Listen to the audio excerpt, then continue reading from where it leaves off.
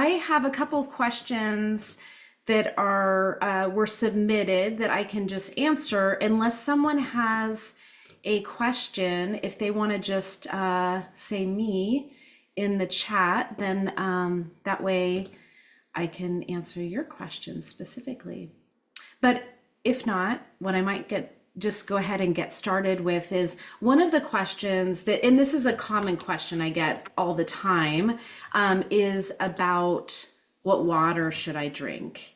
And people reading or listening to the episode with Isabel Friend of understanding the steps to getting your water right. But then people are like, well, what actually do I drink? Like, how do I find a system, or how do I do it the cheapest?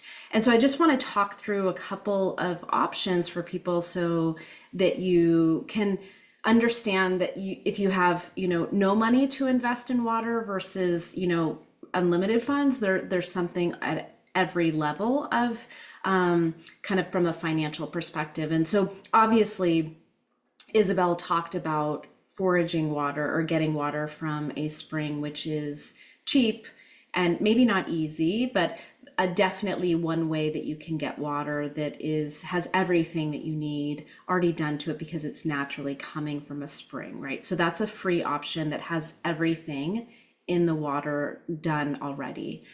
If you want to filter it and have a cheap option for energizing and structuring your water, I'll talk you through that process. But let's just review the steps to getting your water right first, just to make sure that everyone's on the same page. But basically, the first thing is we need to filter our water because our water has a lot of contaminants in it, and not only chemicals that are used to clean the water, but also there was a study done, now it's been about 15 years ago, but showed that most municipal waters have pharmaceuticals in them as well. And so I'm switching my view here. So we want to make sure that we're filtering water, and most of the water filters that we use, like Brita or Pure, those are carbon filters, and they actually are not going to filter out most of the contaminants, and they also are not going to filter pharmaceuticals. So you need something that is going to filter the water. So that's the first step, is filtration. The second step is structuring the water. So having the water in an optimal structuring is important for that water to do its job in your body. And then the third thing is balancing the water with minerals. So natural spring water is mineral. It has minerals in it from basically the water coming up through the spring, through the layers of the earth and the crystals. And so if you're drinking water, you need to make sure that it's balanced. And then the last thing is energizing with light. So if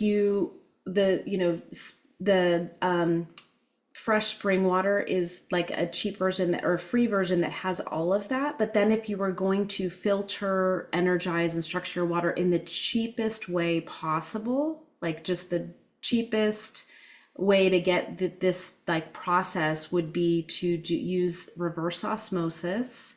Basically, that is a filtration system that is going to get rid of all of the contaminants and pharmaceuticals in the water.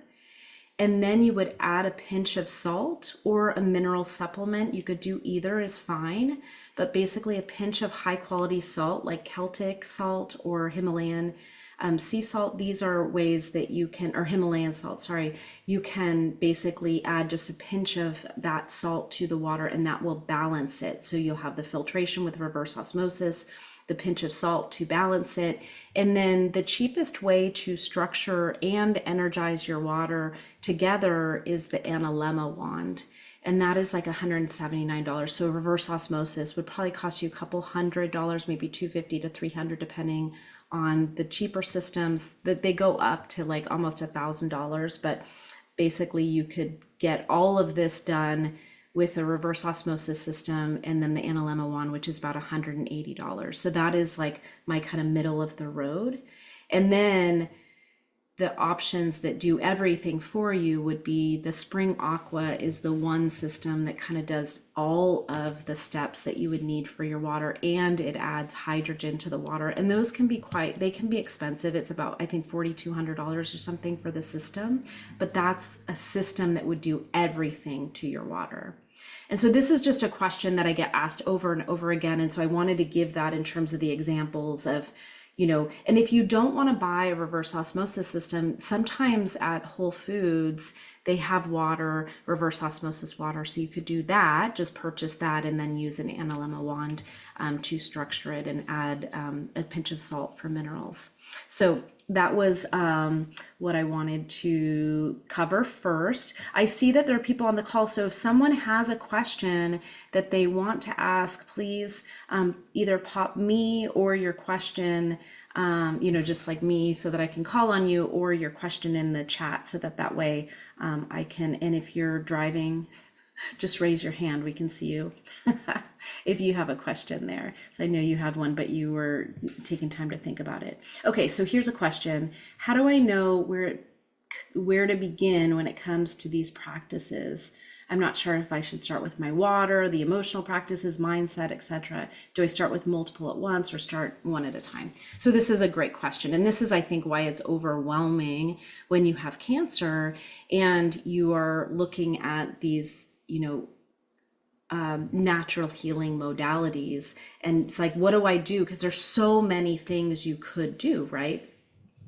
But the truth is that you can't do all of them at once, nor would you know whether something is working if you did in like multiple interventions at the same time. And so I always encourage people to start with one thing. And sometimes it's a matter of what is going to be easiest for you to execute. And it's like grabbing the low hanging fruit, it's like you've got an apple tree and there's like a beautiful apple that's like way at the top, but it's like going to be really hard. You're going to be like climbing the tree and, getting yourself all messed up to get to this one apple when there's like one really close that you could just grab. And it's like, I recommend starting with the low hanging fruit of doing something simple that is going to give you traction, where you have a sense of like, okay, I can do this, and doing one piece at a time and biting off those things that feel resonant with you right now, like picking something that is, feels important to you, even if it doesn't seem like the most important thing on the list of things that you could do, but something that feels resonant with you, is easy to do and accomplish, so you gain some traction.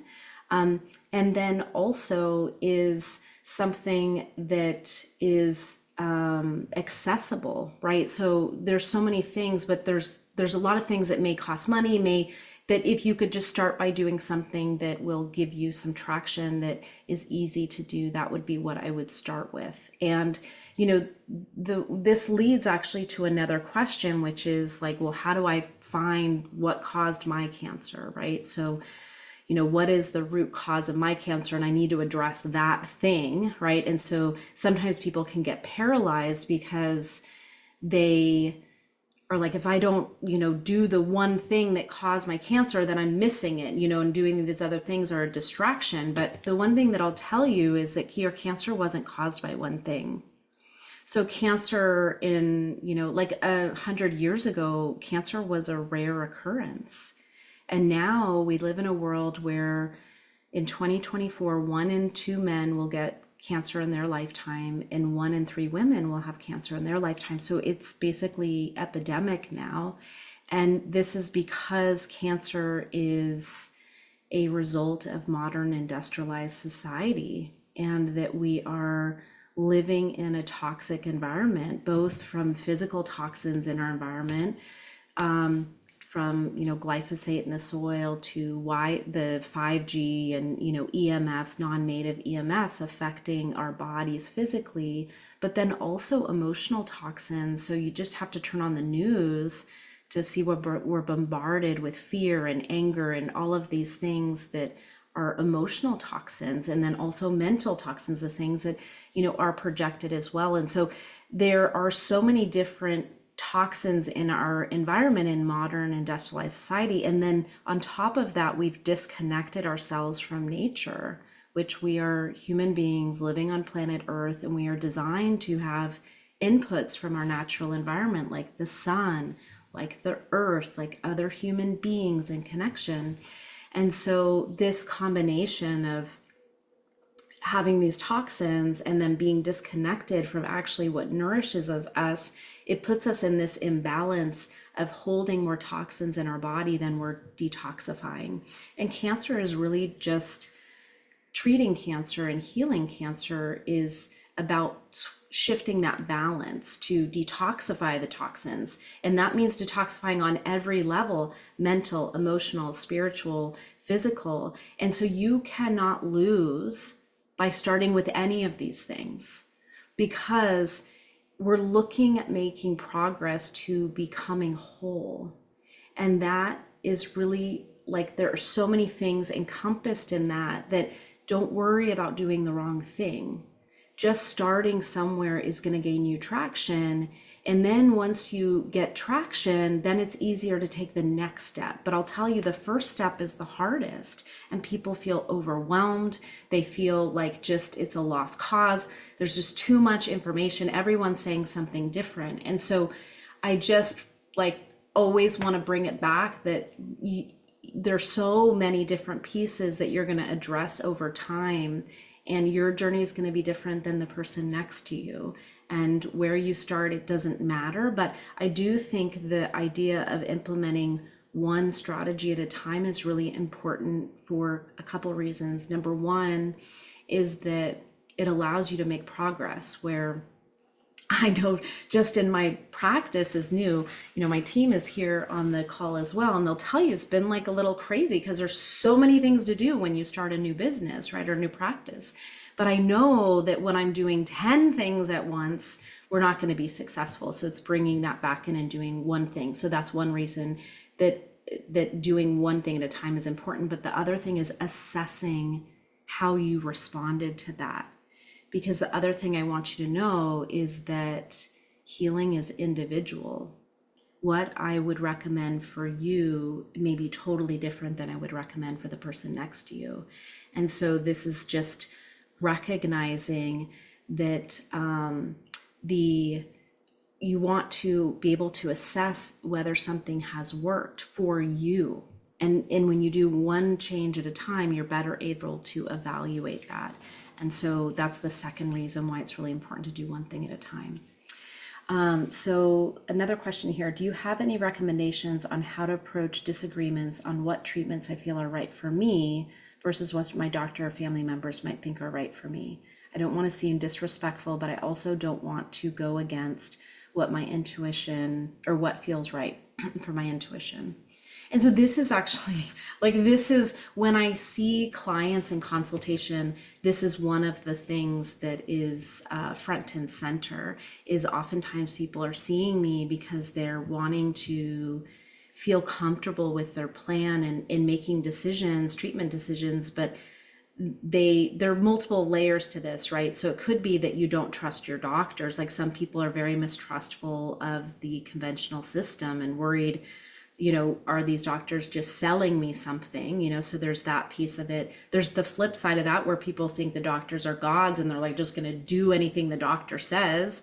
And then there's the whole piece of your family and whether they're on board with what you want to do and what feels resonant and right for you. And I think the idea with cancer is a really big opportunity to tune into yourself maybe even for the first time. So a lot of times when people are sick, they've gotten so disconnected from themselves and doing what everyone else wants them to do, that we want to use this opportunity to pull yourself back into yourself so that you are listening and doing things that are resonant with you. Because one of the things that I see is that illness can manifest in the body when we're out of balance physically, mentally, emotionally, but spiritually, when I talk about spiritual alignment, I'm talking about who you really are as a person, as like who you came here to be in this lifetime.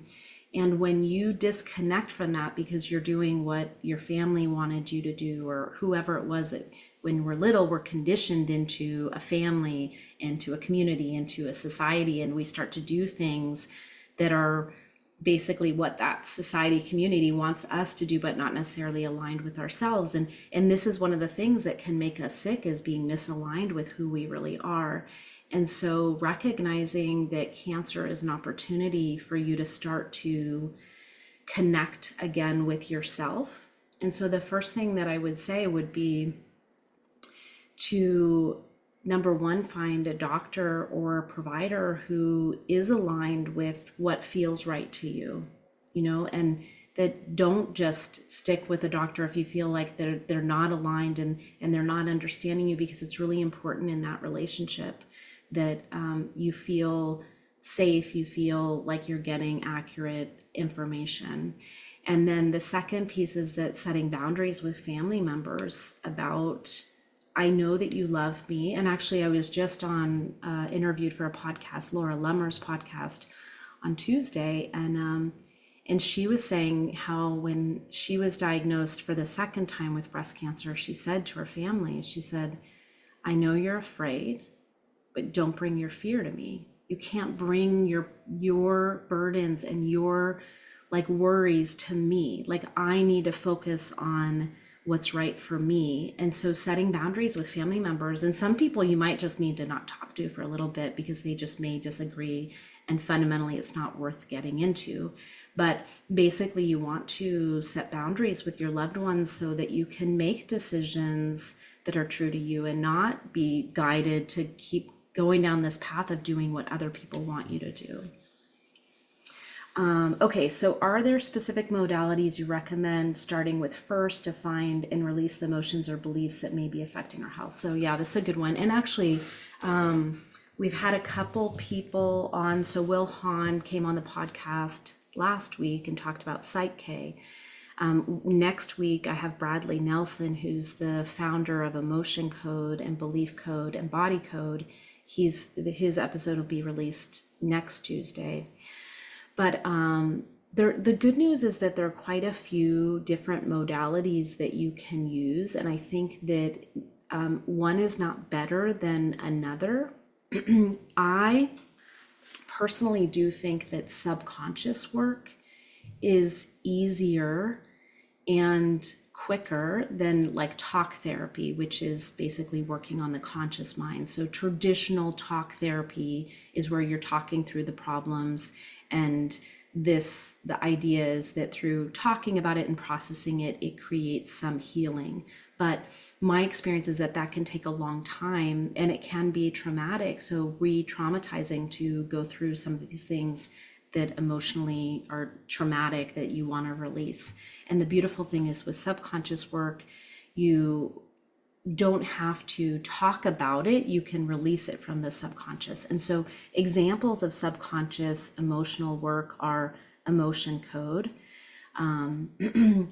Psych K, EMDR is a eye movement that can, and there's some talk with that, but that's basically releasing, and that can be really effective. And then EFT tapping is another modality. So those are the four that you can use for releasing emotions. The other thing is biofield tuning, which is basically using sound to map the energetic field where these memories are stored can also be effective. And Eileen McCusick is the founder of that. And she's trained now thousands of tuners who basically, they can even do it remotely through Zoom, but basically they use tuning forks and they can find where things are stuck energetically, and they can help move that so that it can basically get you unstuck from this emotional baggage that's kind of trapping emotions. So those would be the ones that I would look into and start, or consider, that all of them are pretty easy and effective quickly, so you can get progress after a couple sessions. And I know specifically with Psych K, so Psych K is the one technique that I use in my practice. I don't do the Psych K sessions. I have another practitioner who does it. but is very effective. And what I love about it is that someone can have 1 or 2 sessions and have really big shifts that can be very helpful in lightening their load, and then also teaches them how to be more fluent with their emotions.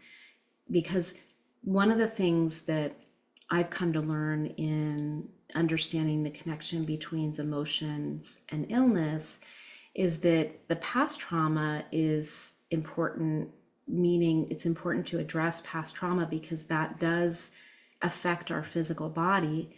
But the other piece is that we need to learn how to be emotionally fluent so that when we have triggering events or emotionally traumatic things that happen to us, because we're all living in this world where there are emotionally traumatic things happening every day, that we want to become more fluid with our emotions and not shut down, like basically, suppress emotions or just get lost in the emotions. We want to learn how to be more fluent with them. And so Psych K not only addresses the past trauma, but then also teaches a whole brain strategy so that you're bringing both hemispheres of the brain online. And what this does is that when we normally experience emotions, we either go into our right brain or we go into our left brain. If we go into our right brain, we feel like we're going to lose control of the emotions. If we go into the left brain, we basically just analyze and shut it down. Neither one of those is highly effective for allowing emotions to run their course, which is basically like a natural wave.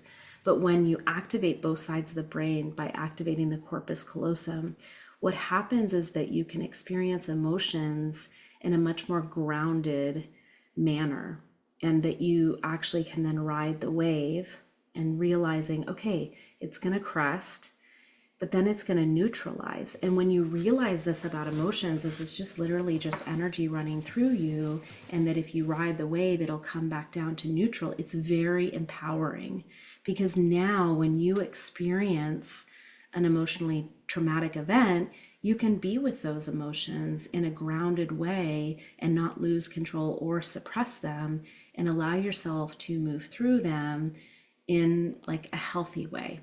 And so that's why I like Psych K, is because it does multiple things. Helps release trauma, it helps you become more emotionally fluent, and then the other thing is it helps program the subconscious mind for healing. So hopefully that answered that question. And then I had a couple, let me see here. Does anyone have any questions that they want to pop in the chat?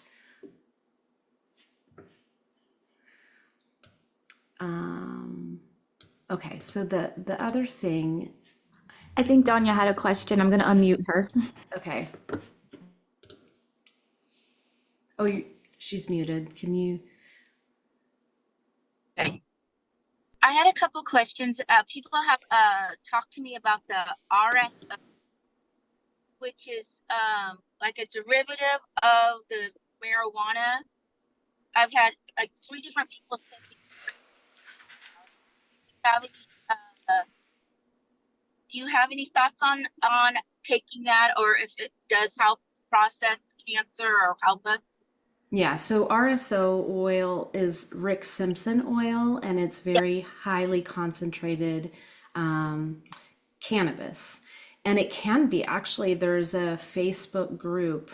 I'm blanking on the name of it right now. It's run by a gentleman who's in the Pacific Northwest here.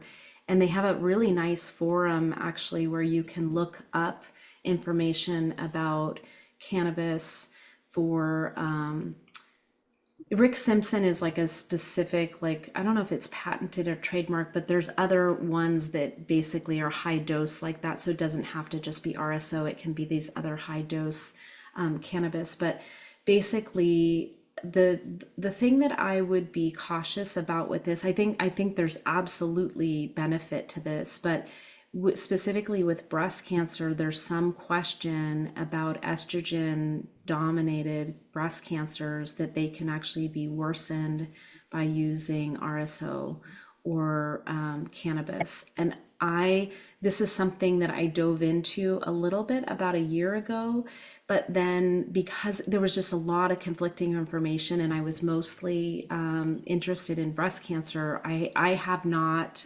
prescribed it or gone down that route because with breast cancer, you need to be cautious about it. So that's the only thing that I would say is that, yes, there is actually data. And this group, I'm wondering if I might be able to look it up and just see, because I think it's a good, oh, you know what we'll do after we can just send it out with the recording. I'll look it up and then send that out.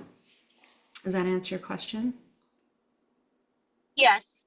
I'm just curious on, people are like, this is what's helped other people, this and this and that. And I'm like, always sketchy because, like you said, everybody is different on how they proceed with their own. Yeah, So, absolutely. But yeah, I mean, there is the unfortunate thing I feel like with the cannabis is that you end up having to do a little bit of your own research to figure it out. But like I said, this one particular group, the guy who runs it is so knowledgeable that you can ask very specific questions and get information there. okay, thank you. Thank you. Okay, well, another question that that I get is like when I'm deciding about a treatment, how do I make that decision? Like, okay, so let's just give an example. So breast cancer and your doctors are recommending chemotherapy, but the cancer's all been removed. And now they're recommending chemotherapy, which is considered adjuvant. Adjuvant just means in the absence of cancer. It's all been removed, but then they're recommending it to reduce the risk of recurrence.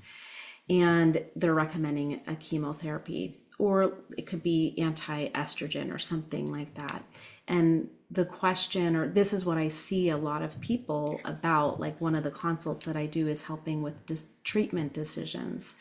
And the first thing that I would encourage you to do is to get neutral emotionally. And this is where a technique like Psych-K is amazing. If you can learn a technique to get yourself grounded into a neutral state, that can be very helpful. So Psych-K would be one example of doing that.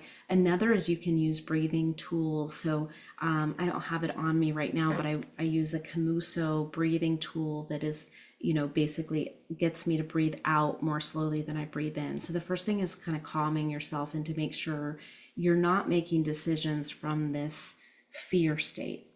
Because when you're in fear, you don't think clearly, and you're also just wanting to get rid of that fear.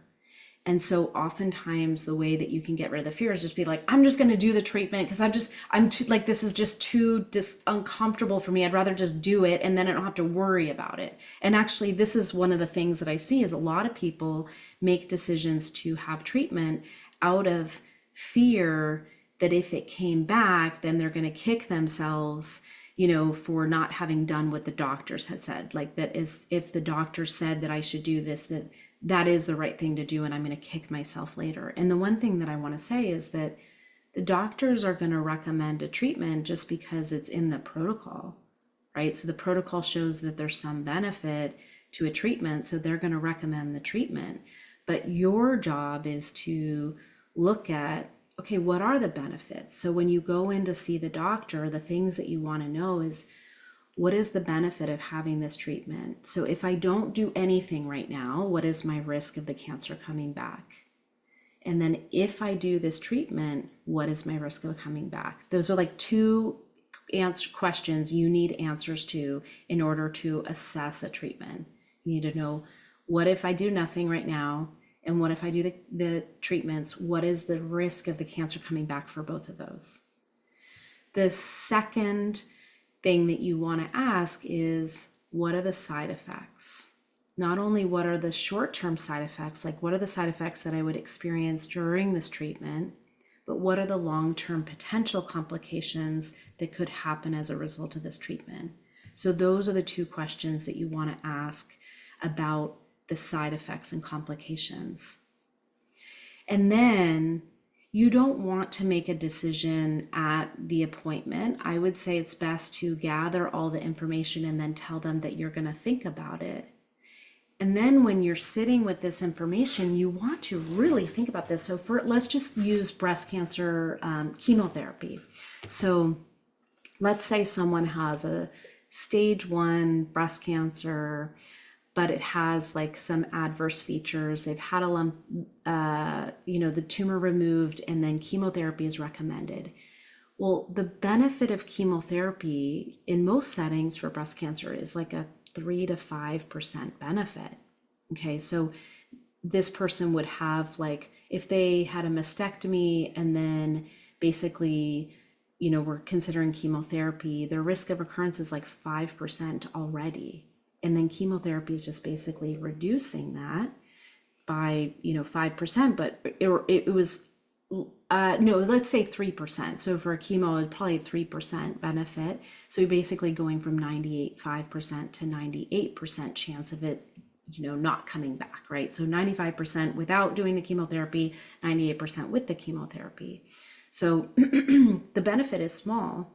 But then when you go into the side effects, it's like, okay, well, what are the side effects? What am I paying for this 3% benefit? What am I paying for that with? And well, okay, so neuropathy, well, neuropathy can be permanent, where you have pain in your feet forever. So neuropathy is an example. Heart disease is an example. Brain fog, that, it's temporary, but it also can last for a very long time. Hair loss, weight gain. So this is one thing people don't understand, that with chemotherapy for breast cancer specifically, most women gain weight. And they're thinking they're going to lose weight, but they don't. And so anyway, you can see, if you can take the fear out of it and you just use the information, and you can make that decision from a grounded place, and you have the right information to make the decision, it can feel less overwhelming and confusing and like I have to do something. And the thing that you want to remember about with your doctors is that they've just been trained into a very specific system. And that specific system is designed to recommend chemotherapy, hormonal therapies, radiation, whatever it is that is traditional treatment. And I'm not dissing them, because I was one of them for decades. They really are doing the best that they can, but they have very specific education. And so when you're talking to them, you want to remember that this is your body, and nobody is going to do anything to your body unless you choose it. And so you want to just get clear and be able to answer these questions and then make the decision. And when you're making the decision, the third part of this is like, first is getting the benefits and then the risks. And then the third part is really sitting with, who am I? Who am I, and what are my values, and what's important to me, and what is my body telling me about this? If your body is screaming no, like it doesn't want this, it's like listening to that and saying, I understand the risks and side effects, but this is something that doesn't feel aligned with me, and so I'm not going to do it. Or you go through all this thing and you're like, okay, you know what? I really feel comfortable with this treatment now, and I want to move forward. And when you make decisions from that kind of place, it's much more powerful. And I would argue that the treatments are probably more effective when you're aligned with having this, as opposed to, let's just take an example, like someone's like, I don't know, and I don't want to have chemo, but my family and everyone, if I don't do this, everyone's going to be like, you were so dumb for not doing this, and so I'm just going to do it. But everything inside of you is saying no. That is not going to facilitate healing, right? So if you decide to do treatment, you want to get yourself aligned so that it feels congruent, that the decision is aligned with what your body is telling you is right for you. So I wanted to go through that. And another question that had come in was about hydrogen water. And so there are benefits, actually. Hydrogen water is basically adding hydrogen into your water, which hydrogen is I was going to say probiotic, but an antioxidant. It's a powerful antioxidant. And so it can be very helpful to have hydrogen added to your water. But just like Isabel Friend said on the podcast a couple weeks ago, she explained that the way that the hydrogen is created is important. And so you want to understand if the hydrogen is being created by electrolysis, which is electrocuting the water, that is probably not going to help the structure of your water and may be problematic. And basically, the way that it's described is that it can make you feel kind of frenetic by drinking this water that's been electrocuted. And so I would say hydrogen water is great, but you'd want to find a system that doesn't use electrolysis to create it. So that is my thoughts on hydrogen water. And then, oh, I know the other question that I had was about nutrition and cancer. And please, if you guys have anything like comments or questions, you can pop them into the chat. But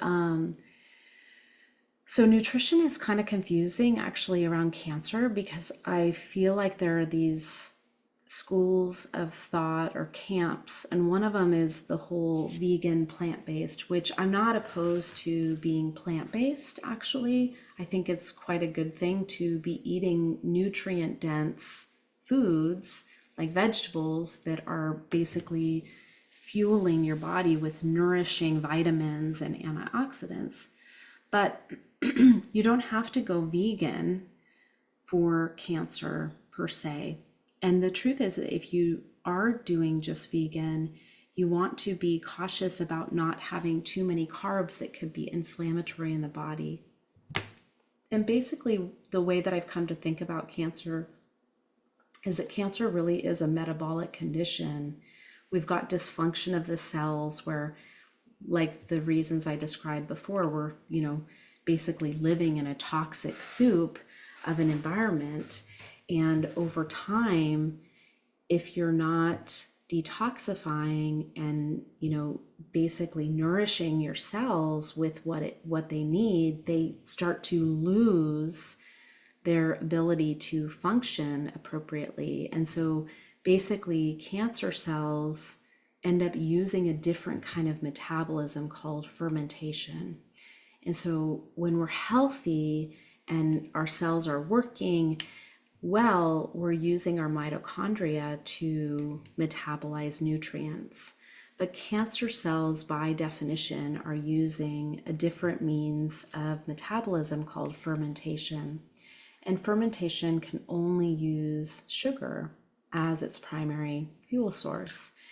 And so this is why the ketogenic diet is one mechanism, or one, I guess, approach that you could use to treat cancer, is because basically it's lowering the amount of sugar that you're putting in the body. So you're basically starving the cancer cells, because that the only fuel that they can use is sugar. And you're basically having all your other cells switch over to using ketones, which basically is a way of metabolizing fat. And what this does is does a couple things. Number one, it's starving the cancer cells, and it's starting to give you more energy to boost the normal functions, the normal respiration using the mitochondria. But the other thing that you're doing is that you're detoxifying your body by doing this, because the fat that you're burning when you do ketosis, when you start using ketones, is basically where all the toxins are stored in our body. They're stored in our fat. And so when you're doing ketosis, and then if you incorporate fasting into that as well, basically you're dumping those toxins. So not only is it starving the cancer, supporting the normal or like healthy metabolism of your normal cells, and then also detoxifying your body by getting rid of the stuff that's trapped in your fat. So a ketogenic diet is a way to really focus on this metabolic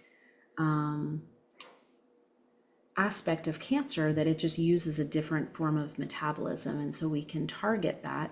But that's the data to support ketogenic diet. But there's also a lot of support around the plant-based, but the plant-based data is often about cancer prevention, and communities or basically, countries where people were eating more plant-based diets have lower incidence of cancer. But if you start to look at it, it's not just about the plant-based, it's actually about nutrient density, that these people are eating more nutrient dense foods. And so just going to a plant-based diet alone, it can be helpful in increasing your nutrients, but if you're also increasing your carbohydrates, basically that's fuel for the cancer, that this approach can be challenging. And so if you're going to do plant-based, you want to make sure that you're really lowering the glycemic index of the foods that you're eating, so that you can use that lever of the way that cancer metabolizes sugars for the body. So it's one of those things where the reason why there are these, well, I guess this is the thing, is whenever you hear multiple camps saying totally different things, there's not one answer. So there's not one answer about cancer and diet. So the one thing that I don't want people to do is to feel guilty or bad that I'm not following a strict ketogenic diet, or I'm not eating, totally vegan. Because people will you go into some of these groups and they'll be like, as if you killed their firstborn child because you're eating red meat or something. And it's just like, people, it's like, it's not one way or the other. It's like we're all different bodies. And so one of the things is that with diet, it's really more about figuring out what works with your body, but then using these principles of lowering your glycemic index, lowering your carbohydrates, and then incorporating actually more fats.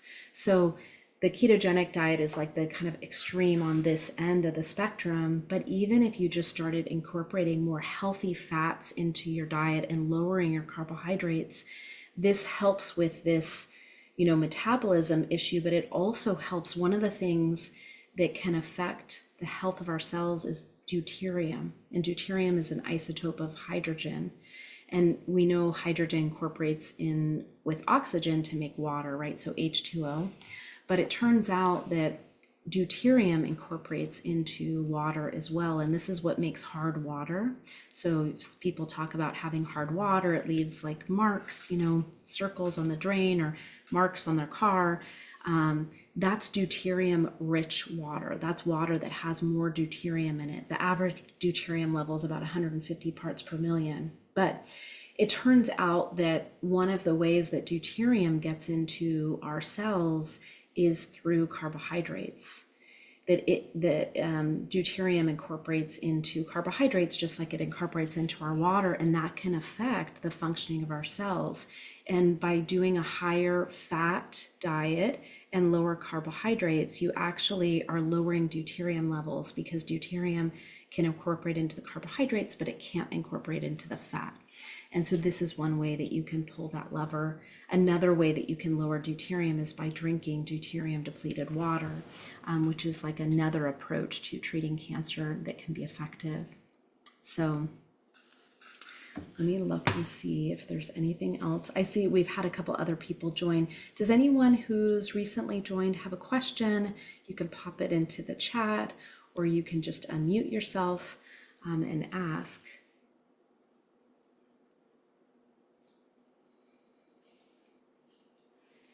So it doesn't look like there's anything else, in there. No questions yet. Okay. Let me look and see if I had anything else on my list. I think we've covered all the ones that were submitted. Yeah. Okay. Well, I think that is everything that I had, unless someone has additional questions that they want to ask. And we'll send out the recording, so those of you who came late, if you missed the beginning, we'll submit that. And the other thing is I'm going to be doing once a month Q&As for the paid Substack subscribers. So thank you so much for being a paid Substack subscriber. I am so grateful for all of you, but if you have questions, you can submit them. Just, basically you can DM me in Substack, or you can respond to one of the posts if you have a question, and we'll put those in so that way I can make sure your questions get answered on the next Q&A, even if you can't make it live. So yeah, I want to thank everyone for being here. I appreciate all of you. Okay. Thank you.